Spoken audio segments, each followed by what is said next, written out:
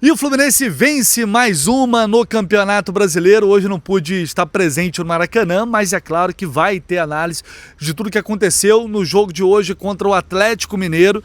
E você vê como as coisas acontecem no futebol. Contra o Vasco, foi uma derrota amarga, né? Foi uma derrota que machuca pela forma como aconteceu. Mas o Fluminense dominou muito mais o jogo. O Fluminense criou muito mais oportunidades. O Fluminense poderia ter feito 3-4-0. E hoje, contra o Galo no Maracanã, não conseguiu criar tanto. Jogou menos futebol do que jogou no Clássico e saiu com a vitória. Nada mais futebol do que isso. Porque as coisas acontecem no detalhe. É no detalhe que tudo é decidido. É no detalhe que um jogo sai do controle. É no detalhe que você vai para cima, faz um gol e muda tudo. Por isso eu nunca subestimo o Clássico, principalmente. Sempre vai ser a minha linha de raciocínio. Foi assim contra o Vasco, vai ser assim sempre.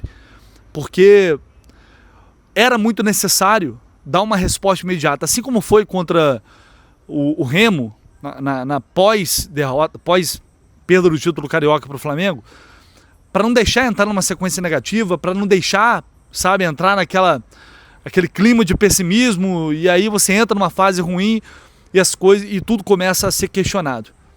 Algumas coisas a gente tem que continuar questionando dentro de uma análise de uma partida, como estou fazendo aqui agora. Você vai apontar coisas boas e coisas negativas. O Zubeldia, para mim, ainda comete alguns erros, está com uma dificuldade, na minha opinião, de administrar esse grupo, esse elenco, principalmente no segundo tempo, na hora de fazer as modificações. Mas não tem como negar, gente. O aproveitamento do Fluminense com o Zubeldia é algo absurdo. São 36 jogos, a mais de 70% de aproveitamento. É muita coisa. O Fluminense está ali no topo do Campeonato Brasileiro neste momento. Vamos ver como é que vai ser a rodada, o restante aí da rodada. Invicto, jogando no Maracanã. Hoje é uma vitória para mim que vem muito também, mais uma vez, da força que o Fluminense tem jogando dentro da sua casa. Às vezes não joga bem. Hoje foi uma vitória que me fez lembrar aquele Fluminense da chegada. Quando o Zubeldia chega, tem que administrar muita coisa, trocar pneu com o carro andando. Era um time que competia, brigava muito mais, não dominava tanto assim seus adversários, mas vencia.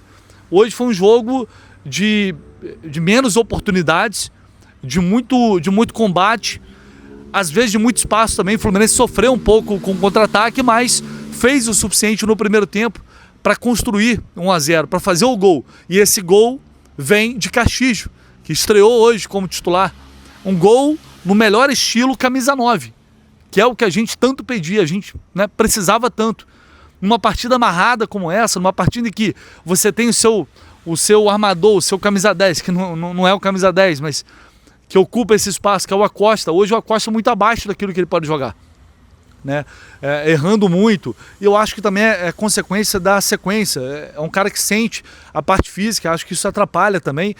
Mas isso é outra boa notícia. O Fluminense conseguiu, deu o seu jeito de ganhar, mesmo com o seu melhor jogador, tecnicamente falando, fazendo uma partida ruim.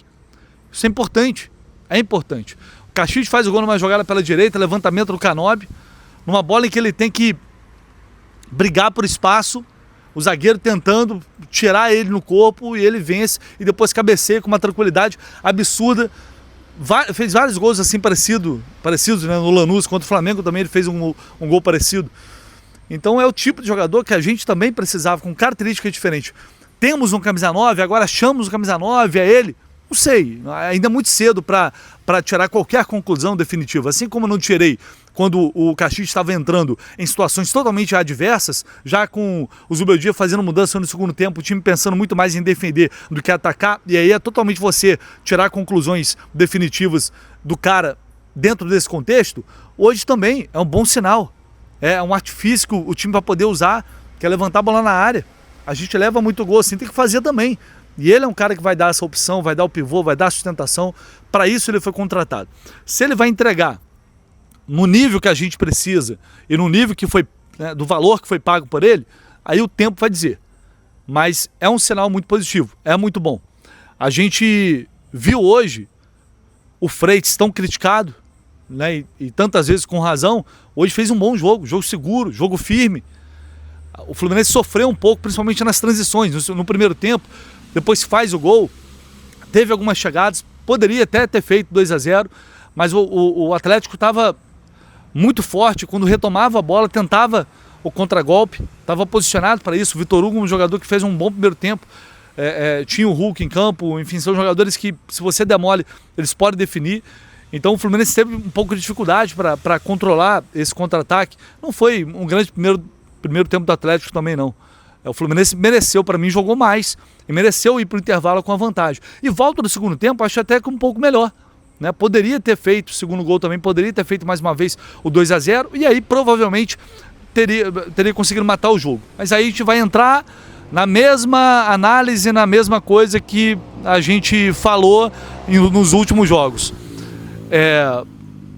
O time, além de ter dificuldade muitas vezes para matar a partida, e hoje, repito, não foi aquele jogo que o Fluminense dominou e criou várias oportunidades, mas além de ter essa dificuldade, de novo, mais uma vez eu vou bater nessa tecla, porque não adianta falar só quando perde.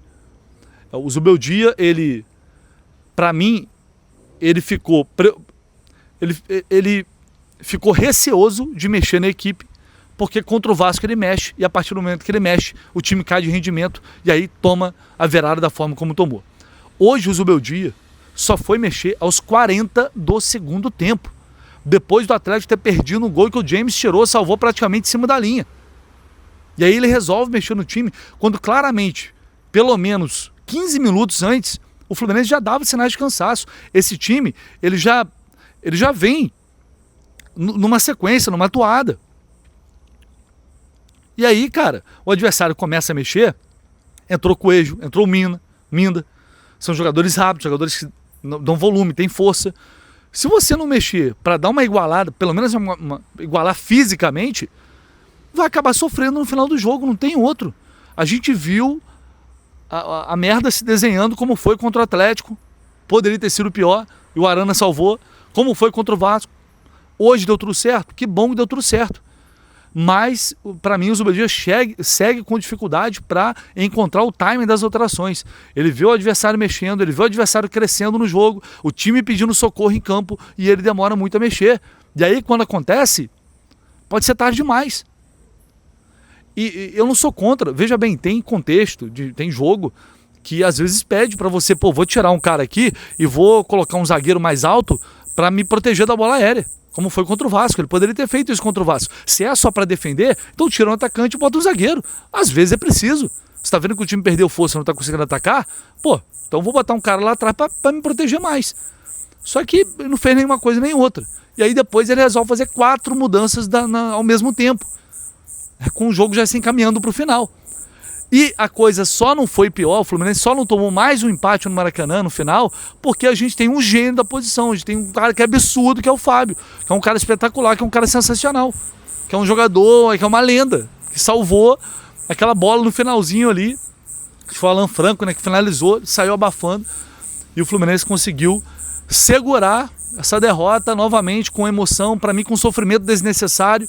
O Atlético não estava morto no jogo, o Atlético tem bons jogadores, não é qualquer equipe, a gente sabe disso, é um time que tem jogadores qualificados, mas cara, assim, o jogo, se ele antecipa um pouco mais essa mudança para dar força ao time, eu acho que tinha como terminar a partida sem sofrer tanto. Eu acho que ele está ainda tateando muito, ele está inseguro às vezes para mexer, e a coisa vai desandando. Enfim, o mais importante, isso tem que ser avaliado sempre, tem que ser debatido, mas são 3 pontos fundamentais, 3 pontos importantíssimos, 3 pontos que mantêm o Fluminense no topo da tabela, que mantêm o Fluminense aonde tem que estar.